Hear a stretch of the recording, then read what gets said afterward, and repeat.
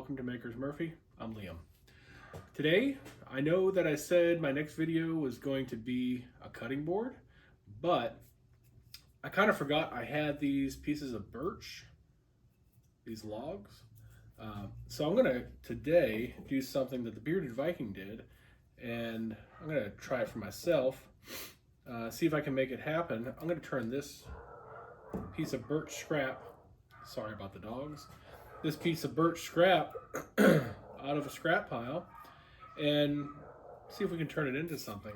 So I really apologize. I have come down with something. But you can just go out into the woods, find yourself some branches, some logs, something. This is going to be free, essentially free. Altogether, we're going to use less than $1 worth of material and see if we can't turn this into something that we can sell for $20 or $25. So stick with me and let's get to it. Let's make something. To get this to come down about halfway down this piece. Let's see if this is going to work for us at all. I'm going to have to put a backer behind this, but let's go ahead and set this bad boy. I don't need to go super deep, but I think about halfway is going to do it. So set the depth stop to where I think it looks good. And we're there. I have a spare piece of 2x4 I can use as my backer. This should still work. Maybe there. Okay. Now, the fun thing is, how can I hold this while using the saw and not cut my hand off? Well, first off, we're going to go ahead and clamp our backer piece to the back fence so that doesn't move. That would be bad. And let's go ahead and cut a slot so that way we're not doing that on the first pass. We went ahead and set this block here to allow us to be able to cut all the way through our piece, because what ends up happening is if you have this up against the back, it's not gonna, the blade doesn't reach back behind. So I gotta move it out a little bit. So the other thing I want to do is make sure that when I'm cutting this, like, how do I keep this from moving, keep my hands out of the way? Well, I think what I'm going to try to do is use a clamp. If I put a clamp on here,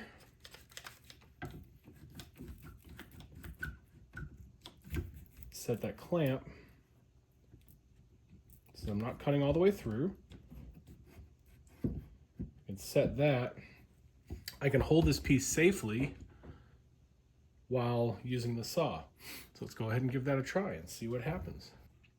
Something that I just did off camera was I checked to see where this naturally wanted to sit, so that way it wasn't gonna move once I get done with this, right? It is gonna be leaned a little bit, but we're gonna go ahead and try this out.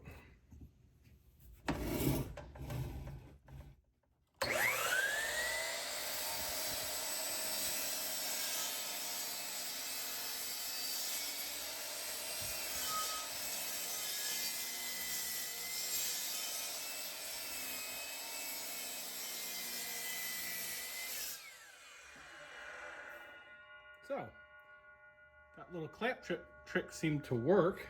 So now we just need to move it over a little bit. We're gonna dado out a groove that's about ½ inch wide. Stardust dancing in the morning light, lasers burning dreams through the night, CNC carbon tail so fine, ideas endless on the maker's line.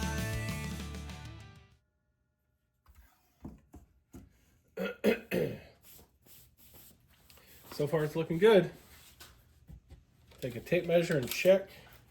We're at ½ inch in the front, about ¼ inch in the back. So I need to widen this out a little bit. I think my problem is in the back of it and not so much the front. So we'll go ahead and line up the blade with the front. line up the back.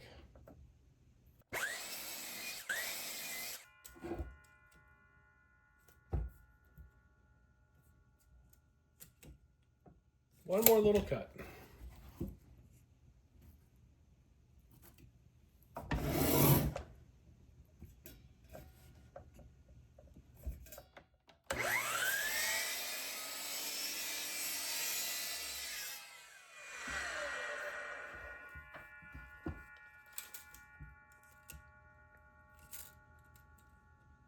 All right, we're at a 1/2 inch. We're at a 1/2 inch in the back and a 1/2 inch in the front. It's not perfect, but it's pretty damn close.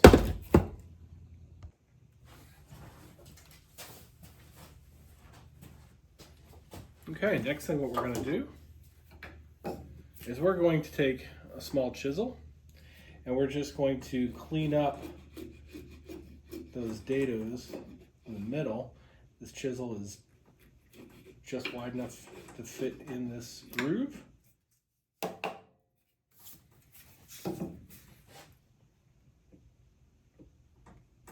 Probably shouldn't be holding it like that. I got the chisel in my hand. I had a problem earlier this week where I shot a brad into my thumb, so I wasn't paying attention. So let's not do any of that.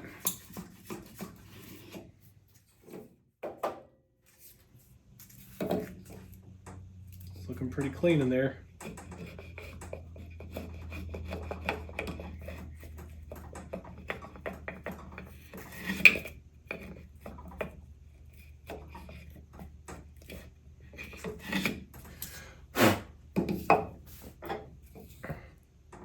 All right.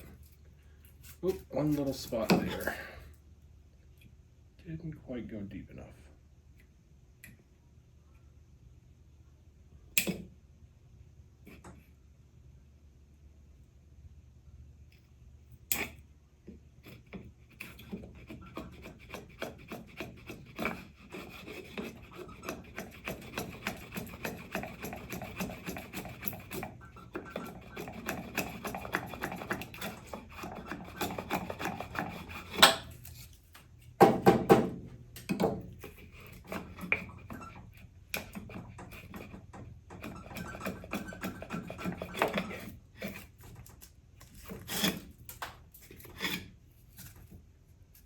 Not too bad. Little chip out in the back there.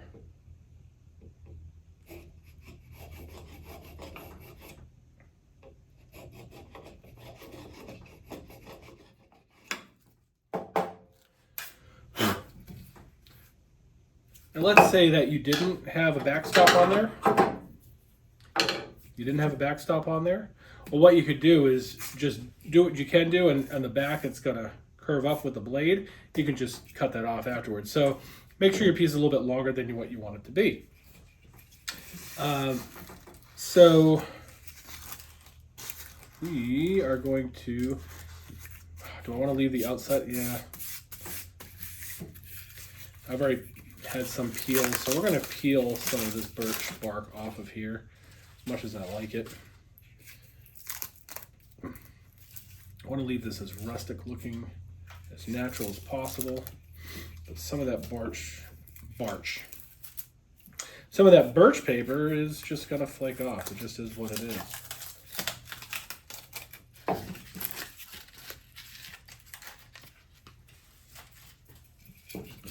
There we go. That looks better. There's a little bit of nastiness there. That's okay. All right, so we're gonna get set up for the next piece of this, and then we're gonna be basically done. All right, it's quite a bit later in the evening, but we're gonna go ahead and try to finish this up. So we are going to check and see. This is about 10 inches wide. So at the 5-inch mark, I've made a mark there. Hard to see. Hey, there we go. So what I did was mark that with my punch. Put a starter hole in there. These punches are awesome, by the way. 10, 15 bucks on Amazon. And because I can't find my vise, I'm going to use my trusty clamp again, and I'm just going to clamp down on this here so I can hold this while I drill. And actually, I'm going to turn that a little bit. There we go. All right, let me fix my camera angle here. So I'm going to be using 5/8 inch dowel. So I have a 5/8 inch Forstner bit on the drill, and I want to go straight into here and go in about the depth of the bit here. So let's go ahead and do this.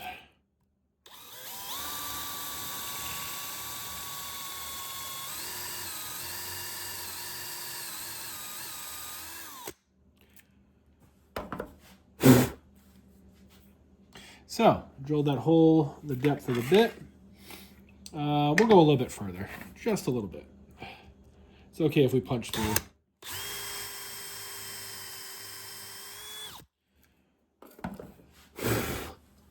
So I've gone in about 1.5 times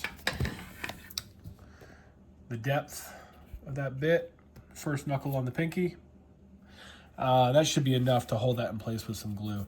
So now let's check our dowel, make sure it fits.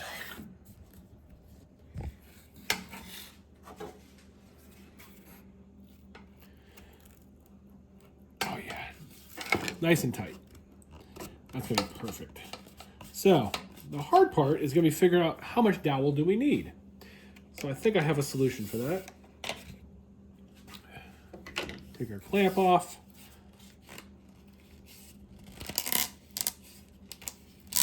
All right, we're all the way in there. So I think if I go and,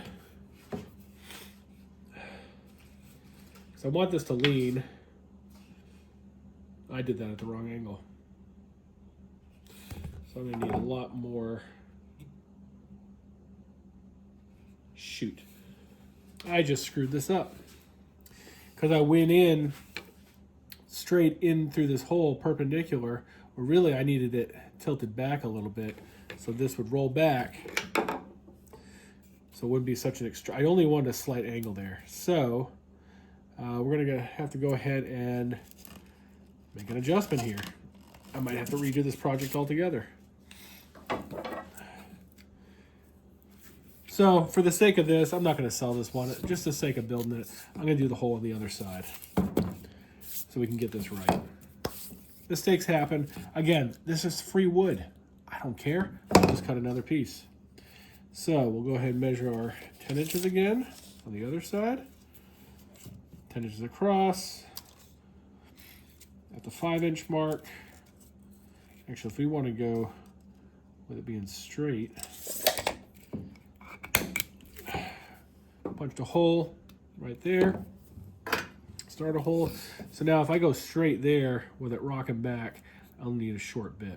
Okay, let's try that. Let's see if that works. A little bit better. I want to go more.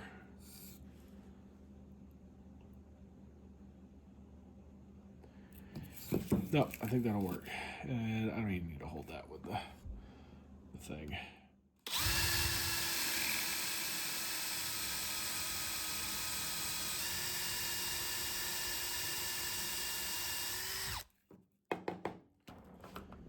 All right. Punched our hole there. Now, let's see if we can figure out how long of a dowel we need.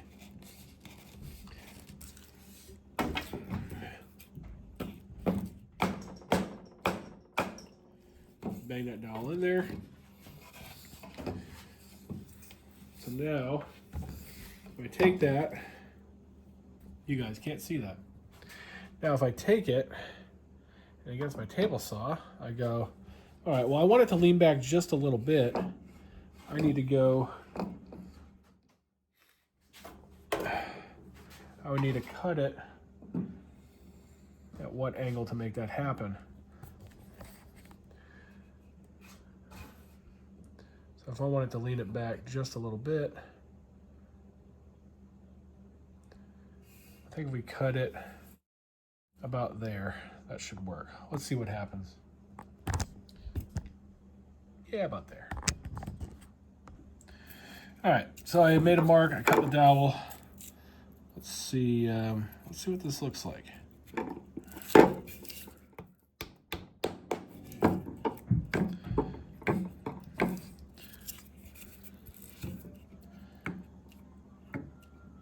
Doesn't rock back. Does it need to be longer? What happens if I put it in the other side?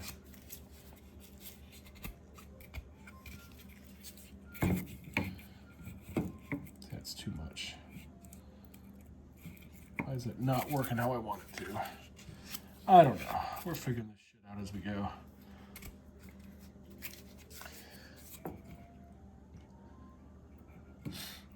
Let me go grab a device and put it in there and see what it looks like. All right, now that I have a device to put in there, let's see. Hey, it rocks back just the way I wanted it to. This stays in there. If this were landscape mode, it would still work. So now we have ourselves a little device holder. Look at that. All right, now we'll check it with a phone. Hey, it works as a phone holder. And actually, I can turn that hole into a speaker hole. Ooh, let's see if that works. Might not have been a mistake after all. Just keep drilling right through there, make that a speaker hole. Let's see, but it stays rocked back the way I want it to. If the phone were landscape, yeah, with this phone, maybe not. Probably better for an iPad. But there we go. All right, so I've marked a couple more holes here where I'm gonna put some holes, about an inch from either side, and then about half the distance there. And I'm gonna take a, 11/64, I think. Yeah, 11/64 bit, just a small bit, and drill holes all the way through into the back of here to add some more speaker holes, because I want to see how that sounds, see if it sounds any better. It definitely amplified it with just this one hole here, but I know my phone, the speakers are actually on either side of the center of it, so we'll see what that sounds like. I really do apologize. I have got a cold, I've got something going on.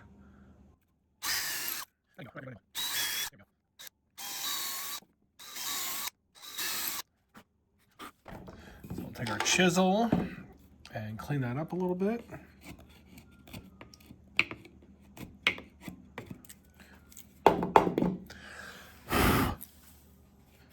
All right. Not the prettiest right now, but again, this is my prototype. I'm not going to sell this one. I will try to get some good pictures of it later. And we'll trim all that with a razor in a little bit. The phone I have to play with is my daughter's. I don't want to open that up. So I'm going to try this off screen and see how it works, and I'll let you guys know. All right, so it definitely sounded, the sound was much cleaner. It was less tinny than just the one hole in the middle. So yeah, I think I like it. I think I like this design. The last thing to do is just going to be to coat this with a bit of shellac. I'm out of spray shellac. I don't need to necessarily show you guys how to shellac something. All I have is my can over there.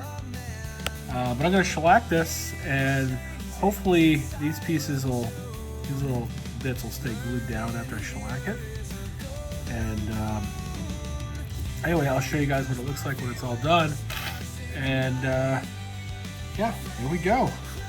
So for a bit of free wood and, I don't know, 10 cents worth of, maybe a quarter worth of dowel, some tools, a little bit of time. I mean, literally I can make this in probably 10 minutes if I wasn't filming it.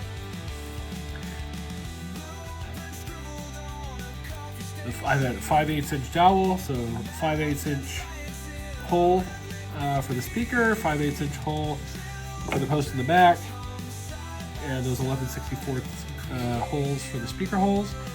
That's that. Guys, I'm gonna try to sell this for 20 bucks. I'll let you know in the comments later if I can actually get one sold. Hopefully I can. And man, that's some profit right there. So thank you for watching. Oh, by the way, since my last video, the garden stakes video, I forgot to do a giveaway. I'll give away this one. You guys can have my prototype. So I'll give it a week. Give it a week. Anybody that comments, I don't care what you comment, just comment something. Comment, God, you suck. I don't care. But go ahead and comment, and I'm gonna give this away to a random person that comments. I'm not even gonna go with a number. I don't think that idea is working, but I definitely want to start giving some stuff away. My coop set, I think I figured out who's gonna get that, because this guy really, really wants them, and he's commented a bunch of times. So yeah, I'm gonna go ahead and give this away. You can use it in your kitchen. Put cookbooks on, put your iPad on, put your phone on while you're cooking, you know, whatever it happens to be, a little stand. Yeah, I will give this away. I will send it to whomever. But in a week, I will select somebody that comments on this video, and I will send it to you. I'll get in touch with you and I'll send it to you. All right, so thank you very much for watching. If you could, please like and subscribe. It really helps the channel. And I really try to grow this and make it into something. And as always, let's make something.